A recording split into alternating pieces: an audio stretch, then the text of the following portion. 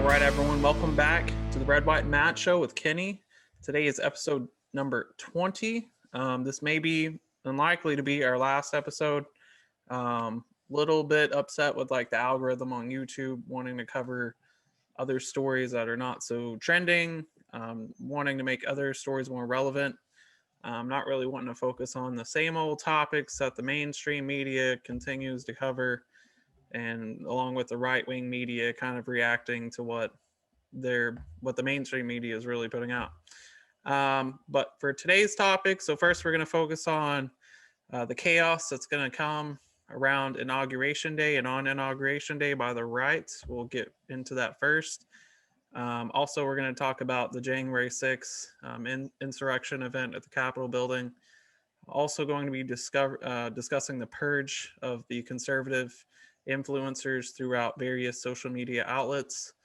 And then also we're going to look into Biden's immediate agenda once he gets in office on January 20th and kind of what his first 100 days are going to look like. If it's going to be all the terrible things conservatives on the far right predict.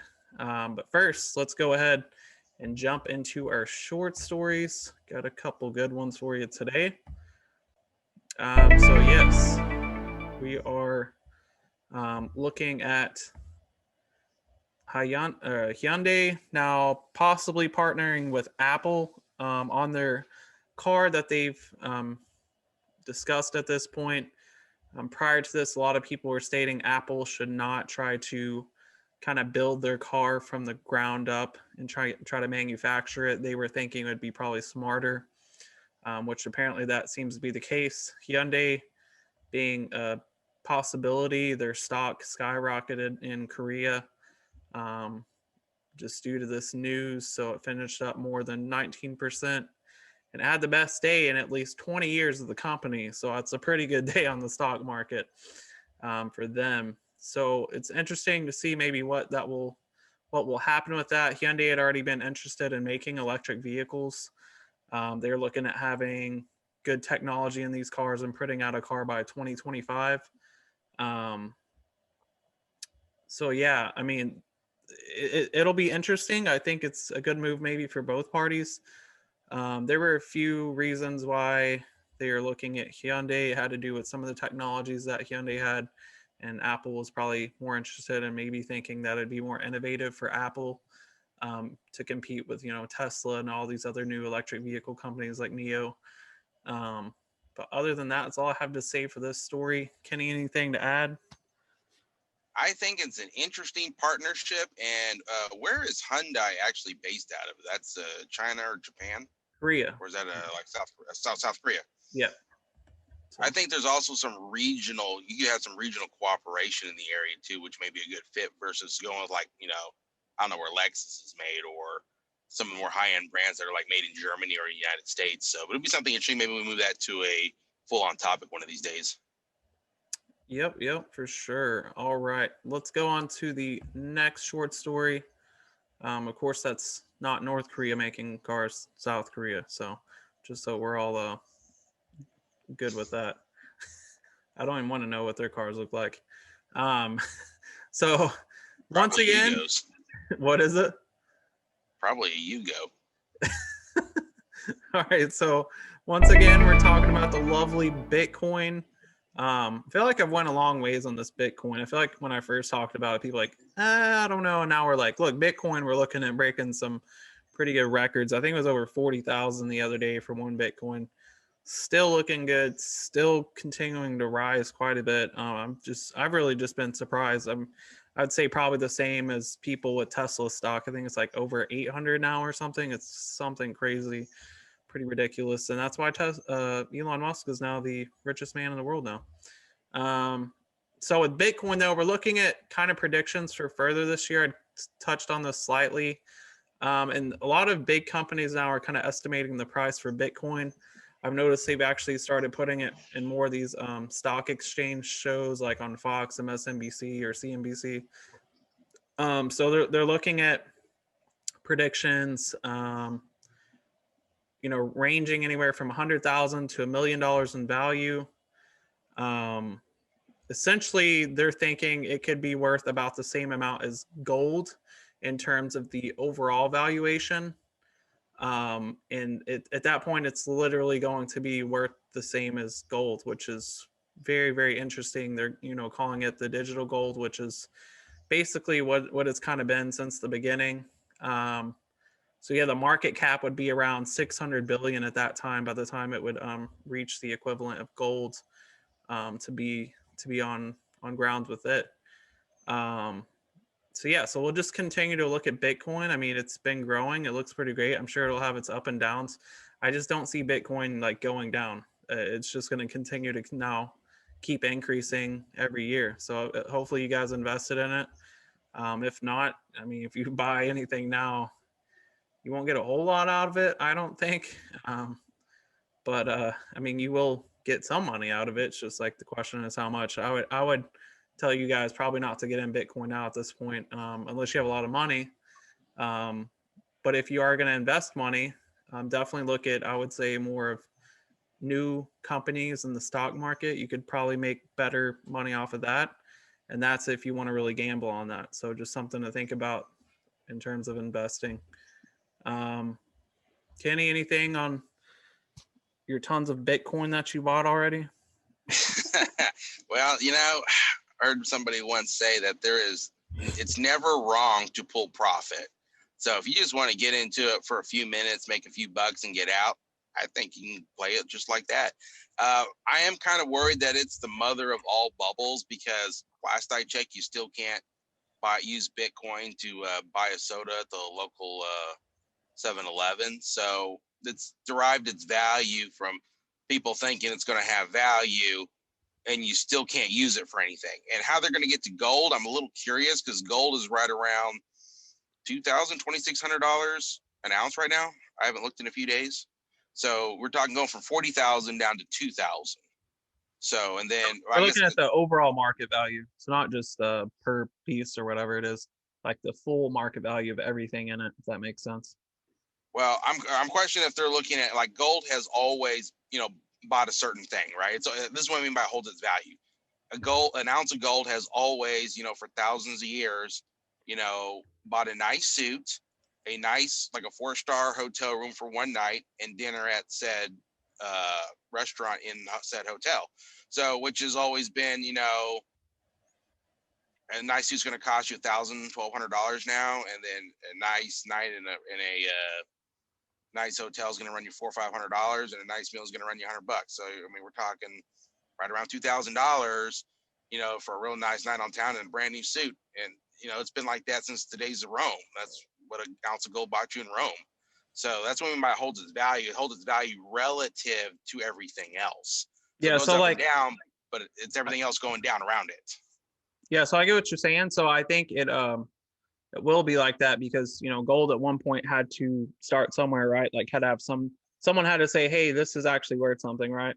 So whoever did that at whatever time, it would be like the same as Bitcoin. So like right now, we're seeing the rise in the value. And then once it reaches its peak, then that's kind of it. You know what I mean? Like it would actually no longer, once it reaches its peak, I don't think it'll actually increase in value any further, if that makes sense. Like it should technically cap out at 1 million and just sit there. And like, that's it. Now with gold, that's not really the case. Like gold, I think you'll always actually increase in value. So like if you're looking at like the super duper long term, like I would say yes, gold would be technically going up in value as opposed to like Bitcoin, which will just cap out at a certain point.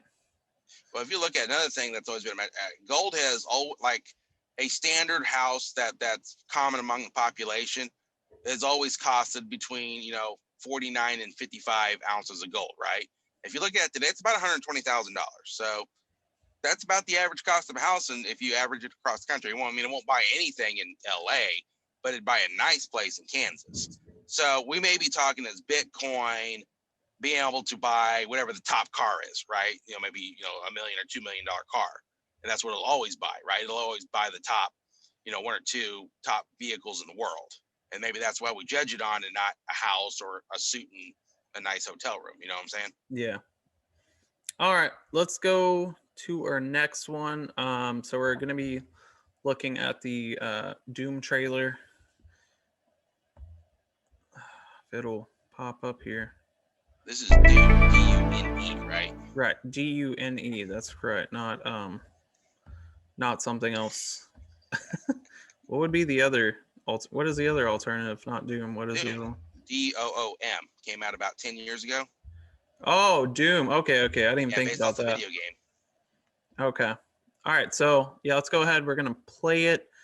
This is just a short trailer. The longer one's like a lot better, but I'm not gonna sit here and want to watch like 3 minutes worth of a trailer. It's just too long. I don't want to sit with Kenny that long and watch a trailer. There's probably some of our listeners going like, "Yeah, put on the long one."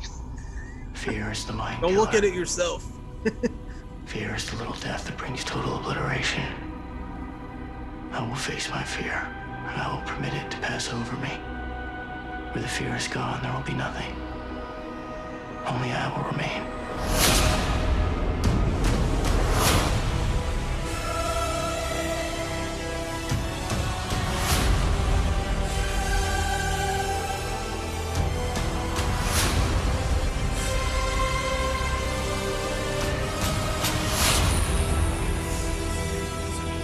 So yeah, the trailer's tomorrow, so go look at the long one. So I mean, if you watch the long trailer, it looks like really good. Like honestly, probably the best movie possibly this year. I don't know what other movies coming out that are big, but go check it out. I'm not familiar with them. Yeah, so like Dune was originally based off a book. I'm guessing you probably never read it. Came out. It was kind of popular actually during our time when we were in high school or whatever. So Do I look like I can read to you?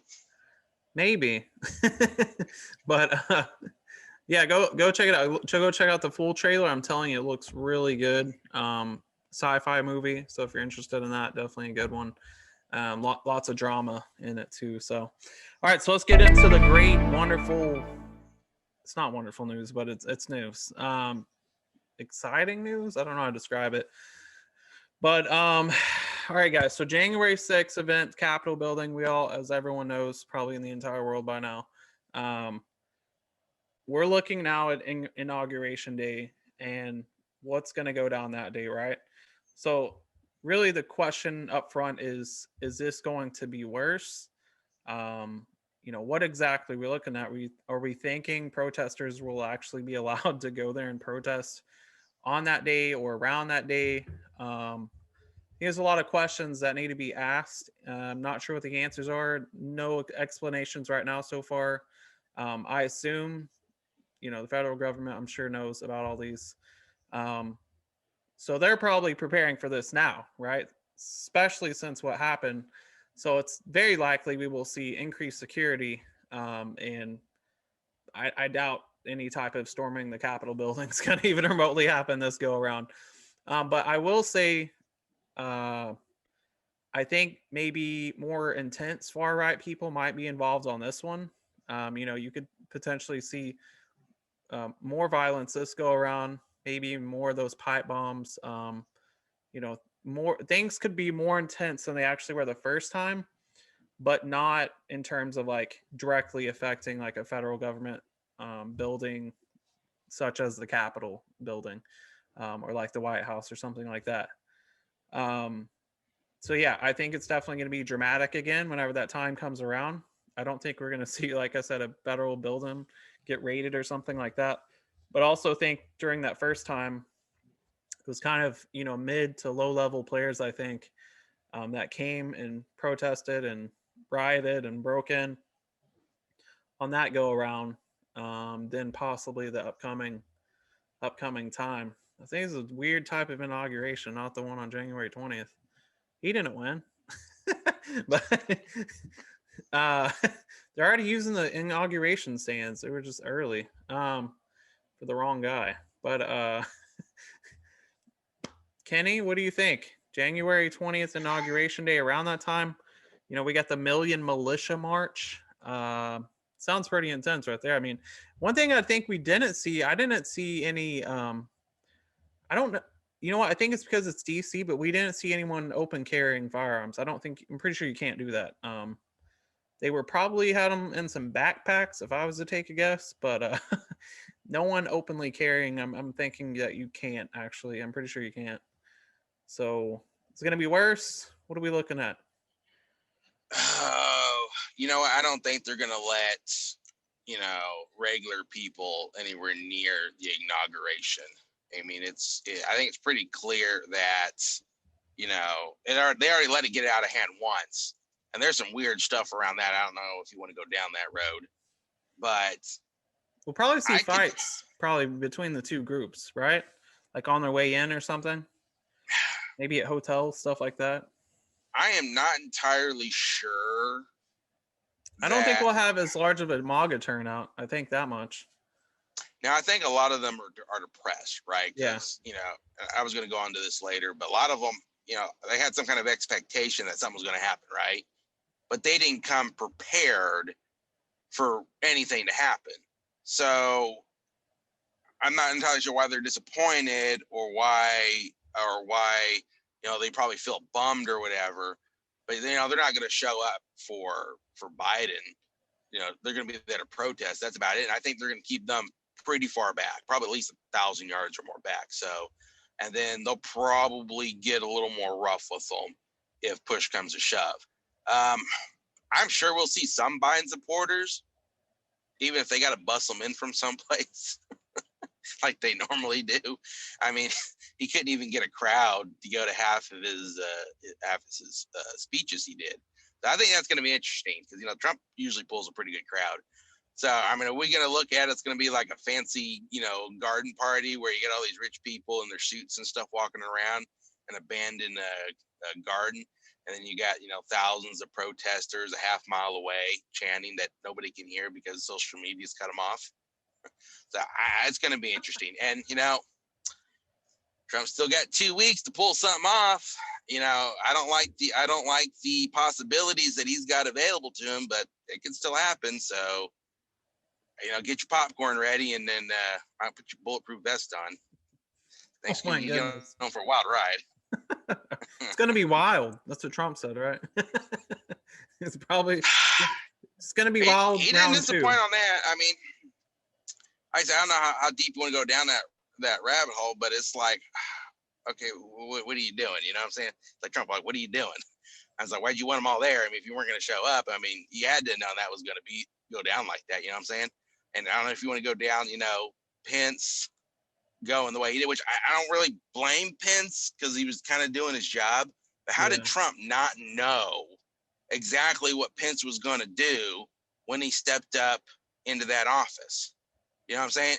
And if he felt he wasn't going to make the right decision, why didn't he just fire him? Yeah. I was like, hey, look, you ain't going to do your job. Get the hell out and give me somebody else. So. Well, he's been with him the whole time. It's just until these I'd say probably the past month is when they really diverged, But here's the deal. Okay, so if you're married or whatever, and you're working and living with a person 24/7, 365 almost, do you not know how they like their coffee? Do you not know what kind of TV programs get them ticked off?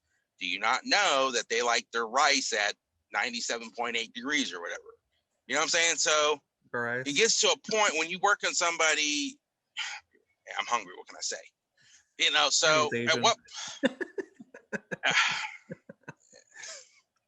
I love rice. Anyway, so I was going to make a bad joke. But anyway, so, I mean, at what point have you been with somebody, work with somebody long enough that you don't know what they're going to do, sometimes before even they do it? And why didn't Trump have a conversation with Pence before Pence even left the office of what their battle plan was going to be, right? Yeah. And if Trump thought he wasn't going to do the job, boot him. Pence all of a sudden is feeling sick today. We're going to find somebody else hey, he's going to do the role for you. There should have been something. So either that was planned that way or Trump's incompetent.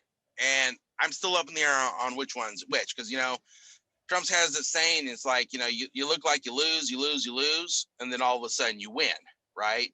So how much of this is gamemanship on the other side? Like I said, I want to think that, but at the same time, he's running out of options.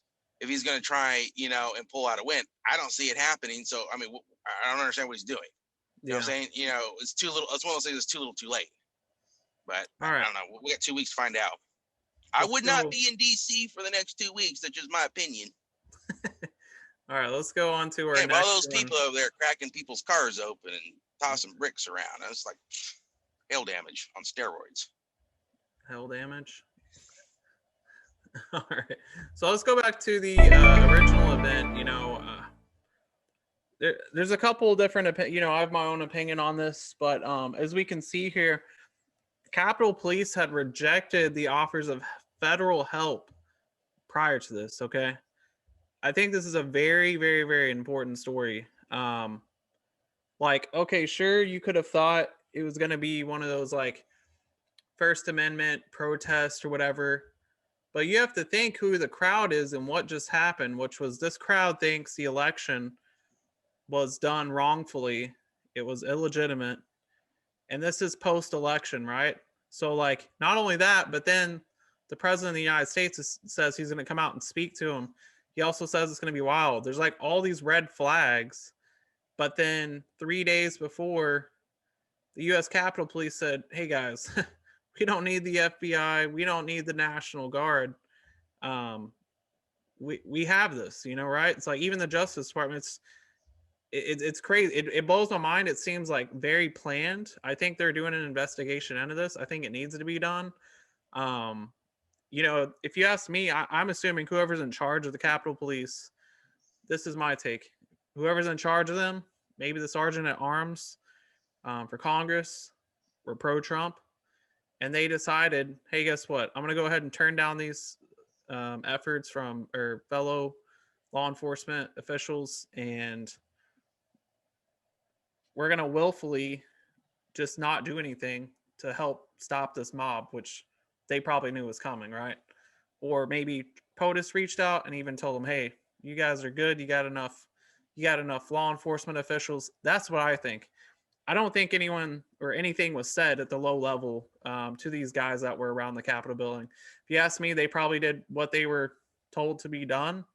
They probably did what they were trained to do. As you notice, those guys were not wearing any type of riot gear. They were just there as like regular, almost like mall cop type officers, right? If you looked really at what they were wearing, they had like a small little stick. They're like spread out. There's lots of gaps. It's just really easy. I mean, there's like a giant crowd and they're marching towards you, right? And you have these like little tiny barricades that like clearly can just be pushed over without any type of effort, right? Same thing once they got to the stairs. They got to the stairs. I mean, what are you going to do, right? Like you're a police officer. There were simply just not enough personnel to handle that. I'm sure the police were probably spread thin just around the Capitol trying to deal and stay with all the protests that were going on. But at the end of the day, you have priorities, right, on what needs to be protected most. And if you know a legislative session is ongoing and it's a contentious issue, that should be your main priority. And you should definitely have enough security over there to stop something like this. And especially if you have security officers around and they're like, hey, there's a giant mob headed right for us. You know what I mean? We need to move officers into that location. You don't just keep the same officers, especially at the beginning. There were already officers injured right at the go. So as soon as that happened, you would get radioed up, I'm sure, and something would have been done. But if you ask me, this all looked very, very purposeful.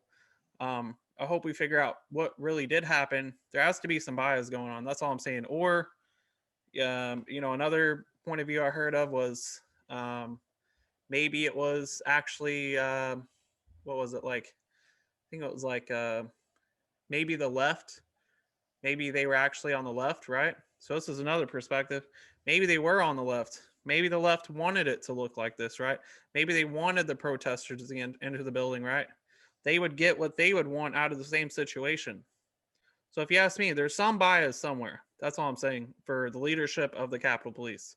There was some type of bias, whether left or right, because as you saw what happened, there is now a motive and a big lashing out, which we see and we're going to talk about here in a minute. But basically, what happened had results in certain effects.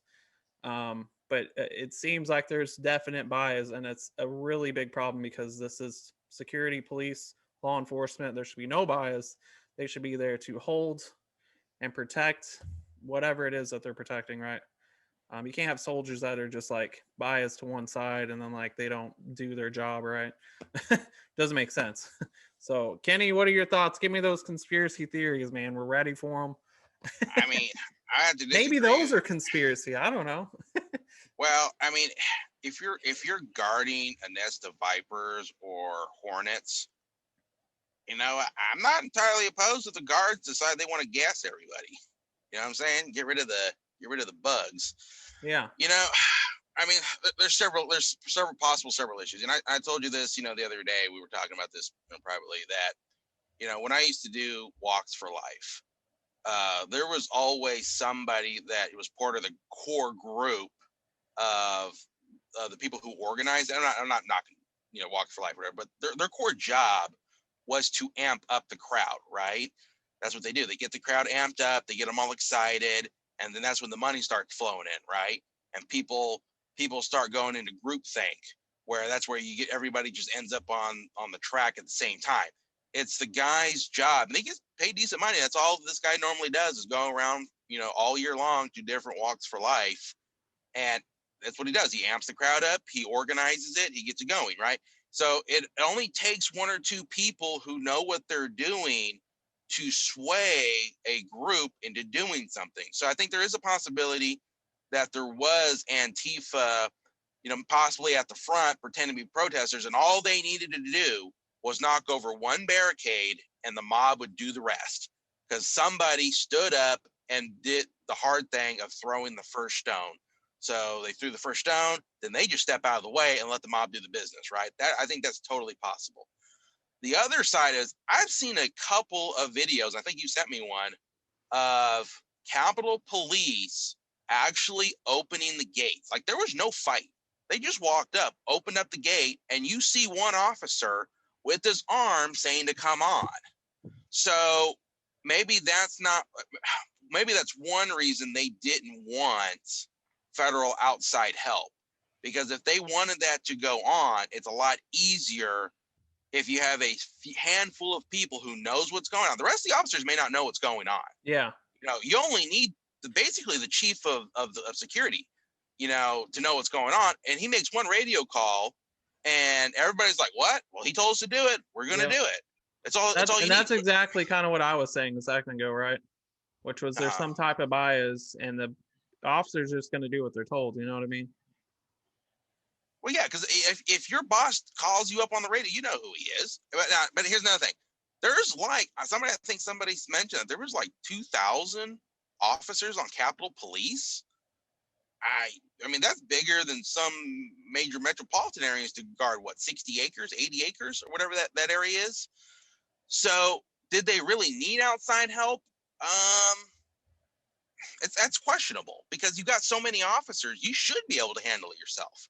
Yeah. But I do tend to kind of lean, based upon what I saw of officers opening up the gates where they were not being mobbed. Literally, they open it up, they step back, and there's like 10, 15 feet between them and the crowd, and they're ushering them in. Come on, let's go. Now, was that Capitol Police?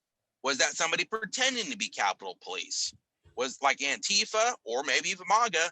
They go over there, they sneak in, they look like Capitol Police, and they open up the gates and let everybody in. I don't know if we'll ever know that. I don't know if they find out, they'll ever tell us. I would say there were some, like, I know what you're talking about because I saw it too, but I saw there were some police that were pushing them back. There were others that were less, defensive or whatever. They were, like you said, just like opening it up. Or yeah, but there was no water cannons there. Like various officers. There was no like coordinated officer coalition or like cohesion to like do a certain thing, right? Like all of them weren't just like proactively like beating them back. All of them weren't, in some type of defensive position. All of them, it was just like everyone's kind of randomly doing their own thing. Like one guy's like, hey, just go ahead and come in. The other one's over here like beating people with a stick, and the other one's just like standing back. You know what I mean? Like, yeah, you're gonna have officers doing different things, but overall there should be like some type of cohesive tactics going on for the officers, not just like people just doing whatever, right? Like, like the hold the line thing, right? That's like communication for them to all be doing a certain thing, right? So it's like you're supposed to work as a unit, not just like people doing individual things. This isn't like the Romans fighting in like 800, like what, you know what I mean? Like we're out on a battlefield and this guy's over here whacking this guy in the head and someone else is over here. You know what I mean? It's not like a battleground. It's just, it was super weird. Now, well, the Antifa thing, you only need a few people. Yeah, the Antifa thing, I heard Elijah Schaefer, he's been deplatformed in a few places now, But he was saying in his video when he was there, that, you know, there's been a lot of talk like, oh, there was some Antifa in there.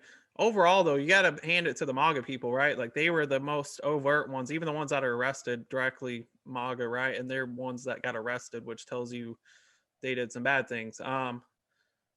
If there were Antifa, they're very small portion, you know what I mean? And even what Elijah Schaefer said, which was these people just seemed like very angry from the start.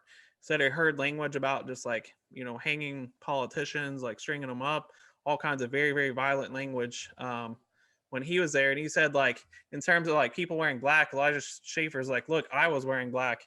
He said, like, in terms of people wearing MAGA hats backwards or whatever, he's like, they were just selling hats. Like, people would never like worn these hats before. I mean, people can just wear a hat however you want, right? So I don't know. There's like these weird, and they even saw like there were clear symbols on like tattoos on people's chests or whatever it is that were like definitely associated to some like white supremacy or like neo-Nazi groups. So I would say those tattoos are pretty permanent and not like some written fake thing, right? So there were like some clear indications that yes, I'd say the MAGA people were definitely the majority. If there was Antifa, I'm sure there probably was Antifa. I'm not going to just deny that. You know, I'd say like 1 or 5%, something like that. I'm sure they would agitate too, but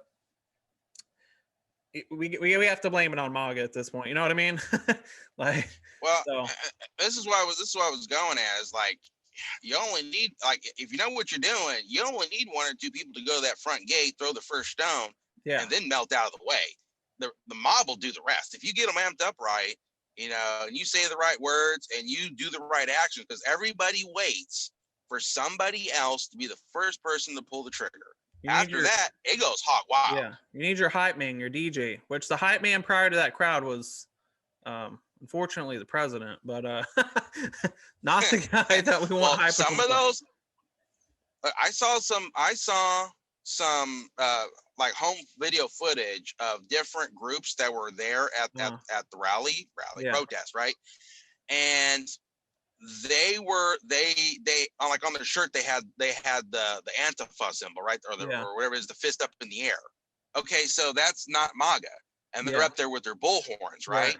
So, and as far as like the hats backwards and everything, okay, every unit or whatever, they need a way to recognize each other. It might be armbands. It might be all the hats turned a certain way. It might be a wristwatch put on backwards. Mm-hmm. It's something just to recognize, you know, different groups. So like if I see a group of 500 people, I'm looking for the people who are all doing the same thing. They all got the same color ball cap on. They all got them turned the same way. They may all have the same shoes. It's something just to identify your own group members. There may be 50 people there, but they could be 9 different cells. And those 9 different cells don't know each other from them. They just know if something goes down and they see a guy with a backwards hat on or whatever, you don't shoot them. You know, that's all that goes. So whenever you're looking for the group, okay, I'm looking for the people who either are out of place or they look like they're with a group. Either they're buddy right next to each other, or they're wearing the same kind of garb, the same kind of way that recognizes them as a certain group. Now, whether or not they're Antifa or MAGA, that's another story. I'm just looking for some kind of command and control in there someplace moving around. And that's what I'm looking for whenever I'm looking like, okay, this was planned. Does that make sense? Now, whether or not who did it, that's another story. And that's good, though, what's harder to tell. And there's food for both sides here. You know, and I went into, you know, we'll just go down one of the conspiracies, right? You know, that they did all this, Capitol Police went out of the way, they let all these people in, and all these people went in and busted all the doors, and then the real operators went behind them and started cleaning, you know, office space, right? They start going through files, they start stealing laptops, because I think like 20 laptops were reportedly missing out of the Capitol building, right?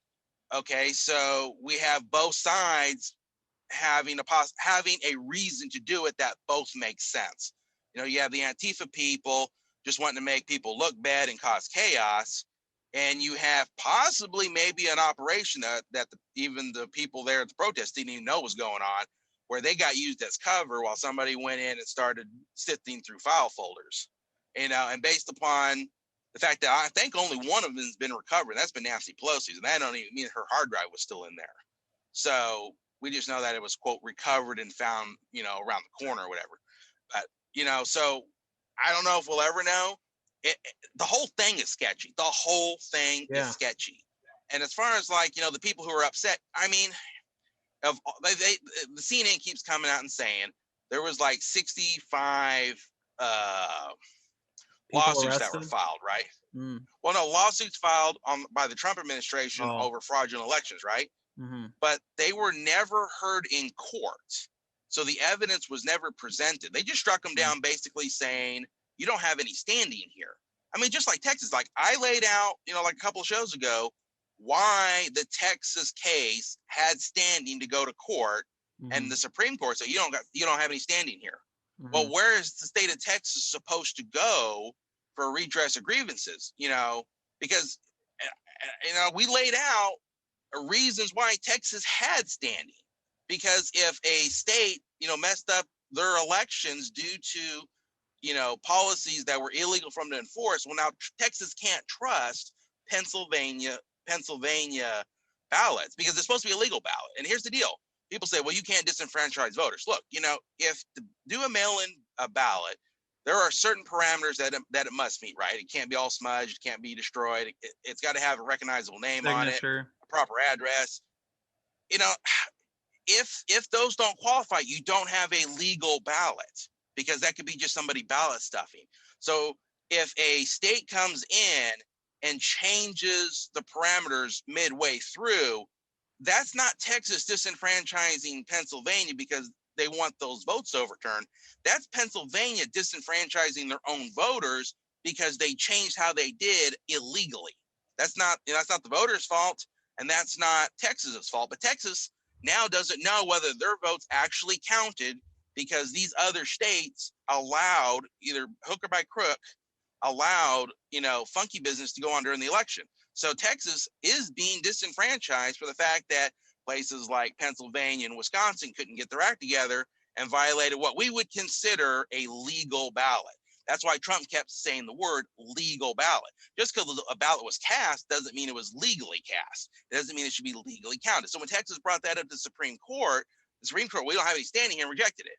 Okay, well, MAGA people, Trump supporters, or whatever, they see that as the establishment, or whatever you want to call them, as not hearing them. Okay, so now if we can't take you to court, what are we supposed to do as a group? And quite frankly, you've knocked them off Twitter where they can't get off Twitter. They knocked them off YouTube where they can't be on YouTube or whatever, and all these other platforms, and they are platforms supposedly. You're not supposed to kick people off just because you disagree with them. If people do stuff that's illegal as a platform, they're the ones that are held responsible. If you're a publisher and you screen that, now you're a publisher and you can be held liable for it. So we see a very disturbing double standard here where the left can do whatever they want and the right can't have a platform and they can't get their day in court. Well, you got three different boxes. You got the opinion box, you got the voting box, and you got the cartridge box. And a lot of those MAGA people, you already stripped the first two from them. They got one left. So let's go on here to what happens once we start to go down this alley. And if you guys didn't know, Kenny was actually there on the debate floor when they certified the votes and made his 2-minute speech. So this is just the overextended version of that. But so all right, let's go on to social media though, because this kind of is like a result of what happened to those protests and this. It's just like, I don't know. It leads us down a path where it's like there's not the rules kind of don't matter at this point, right? I don't know. It's like Drew Carey here in his game or something, and but it's real life. Whose line is it anyway? I don't know. All right, so let's go on to what's happened recently in the past, 48 hours or something. Basically, all the social media platforms are banning lots of conservatives and conservative apps. So we have YouTube terminating Steve Bannon, his podcast. We have Parler now that just got booted from the Google Play Store. Parler is also being warned by Apple that they need to moderate their content. Reddit shut down Trump and conspiracy subreddits. Michael Flynn got banned on YouTube. Sidney Powell, I think, I forgot what it was with her. Yeah, so she got purged Friday night. There's been other people I've seen. Elijah Schaefer got kicked off earlier. And he's not even like extreme, I'll tell you that much. Another guy I follow, Fleckus Talks, had one of his videos taken down. I haven't seen any Steven Crowder content in like some weeks now, so it's starting to make me wonder if something's going on behind the scenes. I'm not subscribed to the Blaze, so I can't even look to see if there's even content being put out. I assume there probably is. And what's happening is a lot of these conservative hosts are moving to like various platforms. They're just spreading out, like their own website, whatever it is. There's no like central platform now at this point, and it's dangerous, I would say. And this started like years ago with like Alex Jones and like other conservatives, kind of here and there. A conservative would go right, and we're like, we're a little bit worried. Now this is like it's like right after they banned Trump from like Twitter and was it Facebook or whatever it is, YouTube, I don't know. I think it's Facebook, Twitter. When they banned him, it's like they've just been going on a roll and on a roll. Rush Limbaugh, his account's now gone on Twitter. It's just like the list just keeps going on and on and on. And like I said, they're banning people too that I watch that are not extreme. Like they'll show like clips, like Fleckus Talks. He got taken down for like, he does like our culture this week, and it's just clips of other videos. Okay. He got taken down for a clip that was like, I don't know, like a fake clip or misleading clip or something. And like, he didn't know, he just played it on his thing because he's just showing different clips, right? Like it was like completely ridiculous. And that was his first strike on YouTube.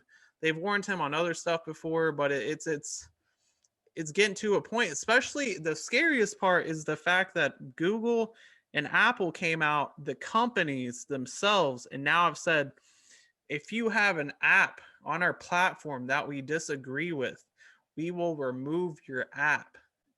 That is the scariest part. So we're not even talking at this point accounts on social media platforms. We're talking about social media platforms now being removed. That is the scariest part right there. That means if you have any social media account on your phone, in the future, they can take these social media apps and just shut them down, which is absolutely scary. Now we're like completely controlling speech at this point, and it's moved beyond just the social media companies. Now we actually have the companies that are in charge of the phones and the apps. These are the guys at the very top, right? Apple, Microsoft. These are the guys at the very, very, very top. It doesn't get anyone above them. I think maybe people that control like the IP, the servers or something like that. The government, I guess, would be the next step. I can't even think who would go beyond that. So it's like, so what do you do at this point? So what's happened in the past? So we have people on kind of like not even on the dark web, but like people on threads like 4chan. This is like why all the chans existed before, right? The chans existed because there was no control of that. So what you're going to probably see here is people moving to like websites. I guess maybe like less phone use, because if they're controlling media apps, that means that people are just going to have to go to websites. Like, so it's going to get like really weird. We're going to have people going to like websites. Maybe there'll be like a big website that'll come about instead of apps. So it's coming to the point. Congress needs to do something at this point. They won't do anything right now. Why? Because the left has now control of everything. The only balance you have is the Supreme Court. So they now have control of everything. And I at this point, I'm gonna tell you right now, nothing's probably gonna happen. Like the Section 230 that they were fighting for before, it's pretty much dead in the water at this point. The left has control of this. They've had influence. They control the media now. You're in that China Republic, whatever you want to call it at this point. Like we're literally there in terms of control of the media and the news and all that stuff. Like First Amendment now is like, it's basically gone. I mean, it's in control of the left at this point. We're actually there. It's kind of scary, but we're there. They control it, and no one in the government can do anything. You just laid out why so many people on the right are feeling desperate that they got to go up to Washington to storm the Capitol because they're running out of options. I mean, I think it was Gab. Like, have you heard anything? I think it was Gab. Have you heard anything from Gab in like forever? Well, not really, because I think it was Microsoft or Sun Microsystems or whatever. Mm-hmm. One of those, there's like 3 companies in the country that owns all the servers that all internet traffic is passed through, and they were banned from using those servers. So they can have a site, but nobody will host it.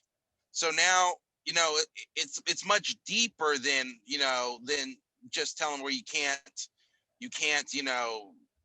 post on the App Store or whatever the Apples do, Apple Store or whatever. Now it's getting hard for even conservatives or people just more free-minded Here you go. can actually host a website. 2018. There you go. Right there. Exactly what you're talking about. This is 2018, 2 years ago. And here's the thing about Section 230. I thought it was 2 anti-Semitic hate speech posts. 2 posts, Mike. 2 of them. If the Microsoft said, look, if you don't remove those 2 posts, we're going to get rid of you. Like, that is crazy. That's over the top. This is because they're a little guy. In this case, I'm sure was not even blown out of the water. I didn't even know about this. You just told me about it, but. And here's the thing. If you are, I don't agree with anti-Semitic speech, right? I think, let's not even go down that rabbit hole. But at the same time, it's not constitutional. It's not. But here's the thing. Was it Gab? If Gab had gone in and removed those 2 comments that were otherwise legal, it was just offensive, could they not be construed as a publisher at that point? I think the answer is yes. And the fact that Microsoft kicked them off for not doing it makes Microsoft a publisher. Now, granted, Microsoft is a publisher. They freely say they're a publisher, right? And to a point, do they have a right to say what goes or does not go across their internet server traffic? Yes and no. If you are taking advantage of Section 230 and whatever else Communications Act that allows you to not be held liable for the content that goes across your system because you grant free access to everybody else to use it, and you take federal funds, government funds, our people funds to build that infrastructure and maintain that infrastructure, you have an obligation to allow that traffic to go through. Because the second you start, acting as a, I would say publisher. I lost it. Anyway, start acting where you filter what it goes through. Yeah, it's publisher. If you are filtering that content, you can now be held responsible. So the whole fight on Section 230 was stupid. All you had to do was have the DOJ come in and say, you are in violation of Section 230. We're going to fine you. And if that wasn't possible, they should have amended it where they could do something. And at what point does it get to the point where, we're at this now, right? At what point does it get to the okay, say you have a website, right? So Gab would probably be a website too, right? It was a website. Yeah, they're using their servers, right? So at what point is it not just server use, but is it you own a Microsoft computer? Therefore, we have control of that computer, right? Yeah, I think that's the next step. Oh, you have an Apple computer. Well, you can't post on our Apple computer because it's Apple property, right? So literally we're getting to that point. And then it's like, what do you do with that point? I don't know, because who else makes computers? I don't know. I mean, there's like these other weird companies, but I'm pretty sure Microsoft even owns these kind of small companies, right? Like they've already bought out. That's what will happen. They'll just end up just buying smaller companies just to make sure that doesn't occur. It's just that's antitrust. Where do we draw the line? I don't know. And here's the thing. It seems like they have been allowed to skirt antitrust laws because that would normally be illegal because they are supposed to be an open platform. And so they have gotten away with being the only kid on the block because of these laws that, they are only granted because they're supposed to be a platform, not a publisher. So they act like a publisher while trying to pretend to be a platform. And that's what's got everybody to talk. And like I said, when we first started doing this, if you're stuck in a corner where nobody can hear you, they have regulated you to a closet in a basement. Do you have free speech if you can't talk to everybody else or have free access to everybody else? The answer is no, you don't have free speech. Right. You're being shoved in a corner where you'll never be heard. You don't have the same opportunity. And what's going to happen here is you're going to see a lot of people, because they're going to come after the Chans too eventually. I know it. Like if Gab's already been on, like it's a matter of time. The Chans are going to be taken down or whatever it is. The Chans are basically almost the dark Yeah. web now. Right. Like so they're almost the dark web, but they're not. And that's what I'm getting at is people are going to start, unfortunately, downloading onion routers and using the dark web, because that's where it's pushing people. And that's where Microsoft and Apple is going to have issues, because they can't control that stuff. I'm sure they could possibly semi-control it. But once people get on the dark web, like you can't really track them at that point. You can't really track people. They're just on the dark web. It's really hard to do that. And so like that's where it's going to go. And the dark web's not a place that we want people in the real world to be going to, because you're exposing yourself and exposing a lot of stuff. I think we're coming to find out that we're already being exposed, because these other people can't keep their internet security up. That's true. Just look at the whole. Just look at Microsoft and Apple. Oh, what was that major hack that happened? It was something. Anyway, it exposed. I'm losing it today. Anyway, so there was this massive government hack that happened, a couple of months ago. I guess they sat on it for almost a year. So they've proven they can't keep our data safe anyway. Yeah. I bet you all our credit cards are sitting on a server in China someplace, or some other, I don't say third world country. Right. But somebody's got it someplace. Like they've proven time and time again that our stuff's not safe anyway. Yeah. So maybe that's not even an argument anymore. Yeah. All right. So let's go on to our last story here, and then we'll do our quiz and wrap it up. Our favorites. So we're gonna look at. Give me them stimulus checks. I'm ready, Daddy. Stimulus. I don't know. Everybody wants stimulus. Here you go. It's like, where's the Oprah? Come on. Come over here, Oprah. This year. Oprah, we're gonna get together. We're gonna hand out stimulus checks together. You get a stimulus check, and you get a stimulus. How much do you make a year? You get a stimulus check too. It doesn't even matter. Joe Biden didn't run. They should have ran Oprah. Probably be better than Biden. I don't know. So we're gonna for real look at, I know like a lot of people worried like 4 terms of a Democratic controlled everything. The last time this has happened is back to like what FDR, I think, is the last time this occurred. So we'll see what happens. I mean, lots of things occurred with FDR. I'm not going to say all of them were positive. There were some positive. But we do know what happened, which is a lot more social welfare programs that happened. So it's likely that's something we'll probably see. I think they'll maintain control of everything for at least 4 years. I don't think Republicans are going to gain anything back in that time. And this leaves them open to do anything, right? They can do anything. But I don't think that means they're going to do a lot of anything. If you ask me, it's politicians. This is what they try to say. We'll do something. And then they get together and like, hey, I don't like what you said about this. We're on the same side, bro. Well, we have our differences, right? So anyway, so this is what happens when Biden first gets in. As you would guess, he's going to reverse everything that Trump has put into place. So we're going to send that DACA bill to Congress, which I'm okay with. I'm libertarian. I'm okay with that. Kenny, do you like the DACA bill thing? Is that a yay or nay?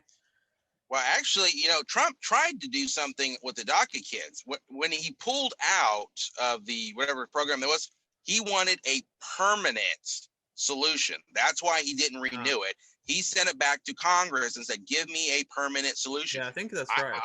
I've maintained it. I've maintained since day one that, these kids, whether or not you like how they got here, they're here. And most of them don't know anything about the countries they came from. Yeah. So I don't think we can. It's not that important, girl. Anyway, sorry, you're important. The audience is important. So you're down with it. You're down with it, essentially. Look, I don't like how these kids came here, but they're here, and I don't think we can morally. California, I guess I am. Anyway, so I don't know how we can morally send these kids to a country that they don't remember, that we send them there just because they don't have a birth certificate or whatever that says in the United States, right? So I'm all in favor of a solution. If they've been bad, maybe that's one thing, right? But maybe we just toss them in with everybody else that's been bad, here in the States. I don't know how we can have an argument when somebody comes in when they're 2, 3, 4 years old. They don't know anything about their country. You send those kids, I'm telling you right now, first of all, most of them are soft. They have no idea what the rest of the world is like. And you are sending a lamb to a den of wolves, overseas. And no offense to the countries over there, there's a reason nobody's putting them on their golden bucket list of places to go. That's your own fault. But, as far as the kids here, yeah, I think at a certain point, yes, I understand that Republicans don't want to lose power. Well, guess what? It looking like, January 20th, we lost power anyway. So you could have done the right thing and told these kids, you know what? We don't like how you got here, but we're going to do the right thing. And we're going to get you a path to citizenship, right? A permanent solution. But I've said it for years. The reason they haven't done it is because they've been tossing these kids around like a political football because they could, and there's nothing the kids could do about it. Now some of these kids, they're getting into the 30s and they got kids. They got 5 or 6 kids that are American, right? They're born here in America. Yeah, they're not even kids anymore. Some of them got teenagers, and it's like you're holding them back, even though, they haven't done anything wrong. They got jobs, and they got families. So are you going to kick all the kids out too? Yeah, legally we could. But that goes back to what I said last time. Should we? I don't think we should. I think we should come up with a permanent solution. And if it makes everybody feel better, charge them $500, on their taxes. We'll just make money. Instead of spending $1 trillion to round them up and kick them out, we'll make a $500 million. All right, so he's doing that. We got the reverse travel ban, which I'm kind of iffy on it. I mean, like, there's some. The thing is, for me, there's some countries on here I'm like, you know what, that's fine. But there's other ones I'm like, like, look, Syria, I think that's fine at this point. That conflict's, it's, pretty much done. Yemen, I'm fine with that. There's like tons of people that would probably love to come that aren't bad people. Same with Sudan. Sudan's fine to me. What? Somalia, well, Sudan's kind of different. That's more like an internal conflict, not like some religious conflict, right? But Somalia, still kind of iffy on Somalia. It's still dangerous. Libya, don't know why we'd want them. Hey, come on in. There's literally a war still going on. Iraq and Iran, I think Iran would be fine. But then Iraq, I'm still a little bit iffy on Iraq because, I mean, I would say probably yes to that, but for Libya and Somalia, those two, I'm just, I don't know about that one, dude. And then this is my problem. There's a reason those countries are on that list. They're on their list because we're fighting a war in there, right? It's okay. In 1943, would you open up your borders to anybody coming from Germany or Japan? Well, probably not. No, and I don't agree with it. We put Japanese people in concentration camps. Yeah. Yeah, 1943. I mean, in 1956 or whatever, 1960, would you open up your border to anybody coming out of Russia? Probably not, or some of those other Russian states. So you don't really just invite people in, that are from countries that really don't like you. And regardless of what people like to think, everything crossing borders is a permission thing, right? I don't have a right to go into Mexico. I have to ask permission from the Mexican consulate to say, hey, I would like to come and visit your country. Now, thankfully, we have an agreement with the U.S. where I can kind of go like 3 miles inside the border, right? I just think that list should be like reevaluated and reduced, if you ask me. Reevaluated, maybe. But the other issue is those countries, as far as I know, don't cooperate with Interpol. So we don't have a way of confirming people who are criminals in those countries. So they can tell us whatever sob story they want. We have no way of verifying anything they say because, one, they're in a war zone and all that stuff's torn apart, and 2, they don't cooperate with Interpol.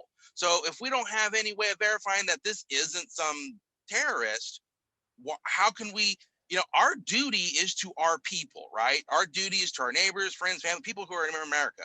And second, we would like to help people outside this country, but we can't go inviting people in from other countries that we can't verify who they are. You know what I'm saying? No country, with any brains would just open it up to a situation like that. All right. So the next one, so the Paris Climate Agreement, I think we all saw that coming. I'm fine with it, whatever. Hopefully they'll like get the countries that should be involved to be involved more and actually do more things, because I think that's something that's more of a conflict to me of like everyone should be on equal footing, and those that need to do more should do more, kind of thing. That's where I'm at with that. See, why did Trump pull us out? Because India and China didn't have to agree to any of those terms till 2030. Yeah. So you're telling us America's got to shut down while the two largest polluters in the world get free reign for 10 years. Yeah. It's stupid. Which we've talked about it. The number 4 executive order on masks. I don't think he'll do this. He said not initially. On day one, I'll sign an executive order to require masks everywhere I can. So right here. So he did acknowledge he didn't have the authority to require masks in most situations. Promised to do so in federal buildings, interstate travel such as planes, trains, and buses. I mean, I think all this stuff's already going down, so I don't really know why you would have to mandate masks for that. Yeah, I don't think he'll touch that, at least not initially. It's already happening, so yeah. Let's see. Reverse asylum limitations. Obviously, I think everyone's pretty much fine with that. I'm fine with it. I didn't agree with that ICE order that was done on that. The same thing with I don't know. I'm kind of mixed, I guess, maybe on the asylum part. Obviously, we don't want the children in cages thing. That was pretty ridiculous. Yeah, so I think it's mostly aiming at that, mostly not other asylum stuff.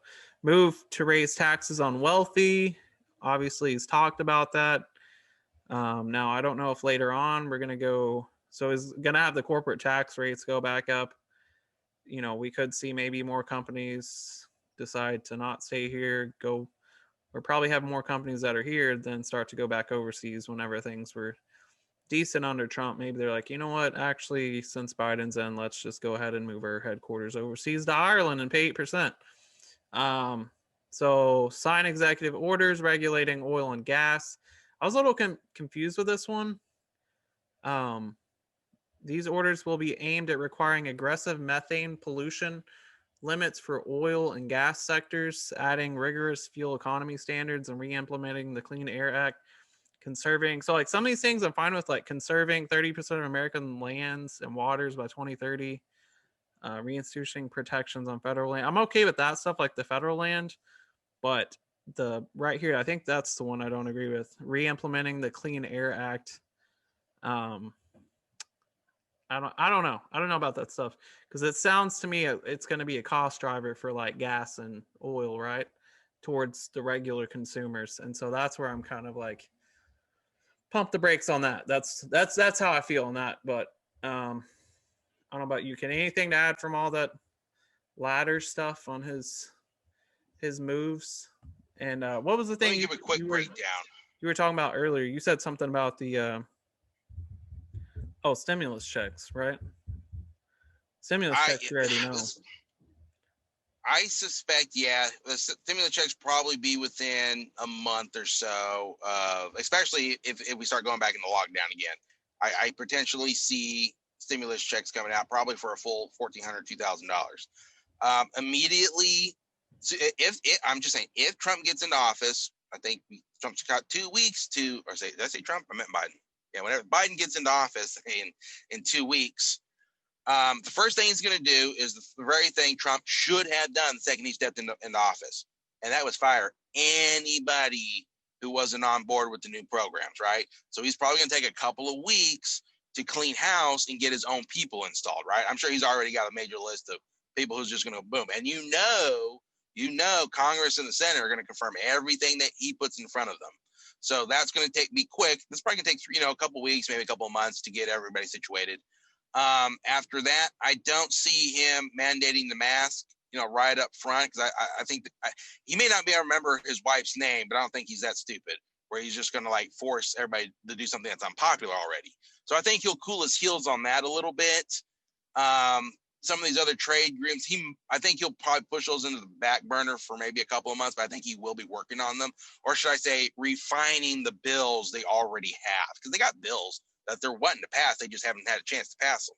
So I think they'll work on those, score some early points internationally.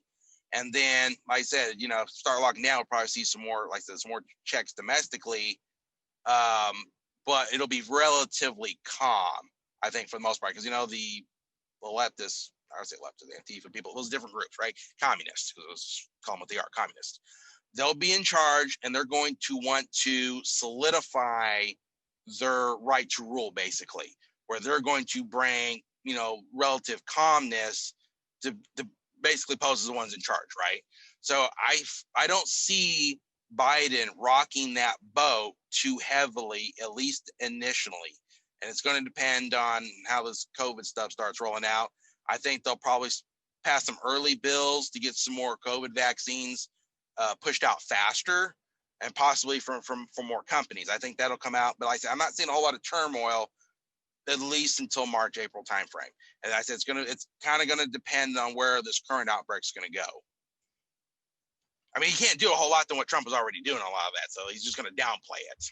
I think turmoil in the country, we're not going to see anything like far right pushback. I would say at least until like they start to get to like contentious issues. So like they start to touch anything related to like abortion or like Second Amendment. That's when we can see like some angry protests probably start to happen. I'm glad you brought that up, because if something had gone down on the 6th or goes down on the 20th, I guarantee you Kamala Harris is going to present a bill that says these people are dangerous and they shouldn't have these military style weapons, and they're going to come down hard on the Second Amendment. See, and that's where, and that's what I'm saying. Like if they get to anything around that, you're going to make a lot of people mad that you don't probably want to make mad. And that's where there can be issues. I think they'll stay away from it. I don't think they want to mess with that. Not initially, like I said. I think they're more worried about other stuff right now. And for everyone else's note, I did take the COVID-19 Part 1 vaccine earlier. I think I'm looking okay so far. So hopefully it keeps that way. Good. All right. So let's go into our last. This is probably our longest one, but hey, if it's the last one and this longest one, that's probably good. But our quiz. So I'll start it out, Kenny, which you probably know the answer to this one. When was the last time we had an incursion or an invasion or something of our Capitol building? 1812. Was it the British or French? It's the who British. Came down from Canada. It's the British. British. Yeah, the War of 1812. They actually burned it down, I believe. Yeah, they burned a lot of it. There were some things left. So they came in and burned it down, and then the next group that did it was MAGA protesters. They didn't burn it, but they invaded it. But see, I was gonna say that was the first casualty that we've had since 1812, where we've had a casualty in the Capitol building. So, but see here, I mean, other than Justice, it died a long time. A veteran casualty. Yeah. Other than Justice, she died a long time ago on those steps. But I think that speaks to the calmness of the American people for the most part. I know part of that is because nobody wants to be the first one to throw the first rock, right? So, which kind of brings me to, I'm not really do a quiz today, right? Okay, so I'm gonna go a little off the deep end here for a second. All those people went up there. I don't want to judge them, because I understand where they're coming from. I understand why they feel the way they do. But on the flip side, y'all got a taste of what it was like to get your asses handed to you, right? Because whether or not Trump is using you, and whether or not you agree with the reason he did it, which it could have been a good reason, right? Or it was just straight up, people from Antifa or the left trying to get them, pictures taken or whatever for their propaganda. Either way, you didn't come out with a win, right? So that brings up the questions like, okay, what was your point? Why did you show up there? I mean, you can show up with 10,000 people and protest, but, the left's going to say, well, 80 million people voted for us to be in charge. We're not going to listen to 10,000 protesters, right? And they weren't there to do that. So if you weren't going to do that, why were you there? What was your point in storming the Capitol? I mean, if you're just going to go, you're going to walk in, shake your booty around for a little bit, and then wait for Capitol Police to arrest you? For what? What's the point? I wasn't up there because I wasn't going to do it. If I'm not going to go all the way, what's the point? It's stupid. Tactically, it's stupid. And the 6th, only one person died. Next time it happens, it could be a lot more. And And I want to encourage people to think about what they're doing and why they're doing it, and if they're even morally justified in doing it, right? Because we talk a lot about, certain things that dip into conspiracy theories, like QAnon or whatever, right? I'm not going to judge QAnon. I don't agree with them. But if I took you to court and you did something because some anonymous person on a internet site told you to do it, I'm going to think you're crazy. Whether or not that was real or not, or whether or not the information was correct, is another story. If you ask yourself, well, what am I about to do? Is it morally correct? And can I justify it in a trial of my peers? If the answer is no, I think you really need to think about what you're doing. And I want to encourage, especially all the patriots, to calm your temper down a little bit. You may have lost this fight, doesn't mean you have to lose the rest of them in the future, right? And, I ask this question to a lot of people. What's your neighbor's name? I mean, a lot of patriots are going to say, I don't know. I don't associate with them. But what are you doing in Washington where you're going to try and change people's opinion when you haven't even bothered to change the opinions of the neighbors that you don't even know the name of? This is where Trump was saying, you got to, I think it was Trump, was saying, we're going to win back in the local towns and the courts. And that means you, as a population, you get out and you meet people and you change their minds. Right now we still have the internet. Okay, well, if that goes down or they kick us all off, I mean, what are you doing to influence the people in your neighborhood? Maybe you should spend more time. And I'm not trying to criticize anybody. You should think about changing your neighbors and your neighborhood and your courts within your own jurisdiction before you try going to another jurisdiction where they clearly don't care about you. And next time, like I said, you may not have friends on the inside opening up the gate. They may be opening up the gate, but there's going to be a machine gun on the backside because those guys have one job. And if you didn't think that they had that one job, that was their job, you're idiots. They had one job, and that was to protect the people inside that building. You should have expected to be shot at the second you breach that compound because those people don't know who you are. Like if you're in your own neighborhood and people know who you are, that's another story. But those people don't know who you are. They don't know what your intention is. They have to assume the worst. You could think that you're a foreign country using the rest of the MAGA people as a backstop. You're all pretending, but you're actually working for another country. They don't know that. And you give them 10 seconds to decide whether or not you're a patriot or you're somebody pretending to be a patriot. You put them in a bad position. You put yourself in a bad position. And what did you get out of it? I'm saying this as a tough love. It's not that I'm trying to criticize you for what you did. And I'm not criticizing you for feeling the way you feel. I'm saying in going forward, actions have consequences. And you need to make sure that you're willing to pay those consequences for what you believe in. You know what I'm saying? Does that make sense? Yeah, I mean, I think the best part is out of that what you said, which is, basically at the end of the day, it really comes down to the politics and coming out and doing the groundwork, laying the grass. What would be grassroots politics, and actually going out and electing the people. Really coming back originally to the normal GOP, not letting the party turn into, like a populist party ran by one person specifically. Because at the end of the day, you're going to have to go, even if you win 2 terms, you have to go beyond that. And you're going to have to win beyond those 2 terms. And what matters is the principles of the party and not a person. And the way you do that is go in, get your city and your local neighborhood riled up and make sure they understand what's going on and what they stand for, and get together and really vote. That way you can get the things that you want done at the higher levels, because that's where it really matters. It's not, trying to go and take over the Capitol building or something. That's not going to really do anything. If anything, it's disenfranchised a lot of people on the right, who maybe at this point are rethinking, you know what, am I really Republican? Am I going to do I need to be violent in order to get what I want or something? Do I want to be associated with these people? It's not good. Do we just make the win or make the left win even more years than 4 years? You know what I mean? So it's that's a really big problem. Hopefully the GOP has to swing back and get back to where it used to be. And hopefully there will be someone that will energize the party and energize the people of the United States. let me define where we need to go. We need to know what we believe and why we believe it, and it needs to be for moral reasons. That's what we used to be about, right? It's supposed to be us more conservatives, right? You know, we were for traditional Americanism and not this whole slavery thing that everybody likes to point at. No, we're for individual freedom, and I understand people can't be adults, right? So we need to get back to, it's gotten really bad over the especially the last 4 years, where even conservatives have gotten lazy, where they automatically assume everybody on the left, and I'm guilty of, is a communist, right? I mean, they really are.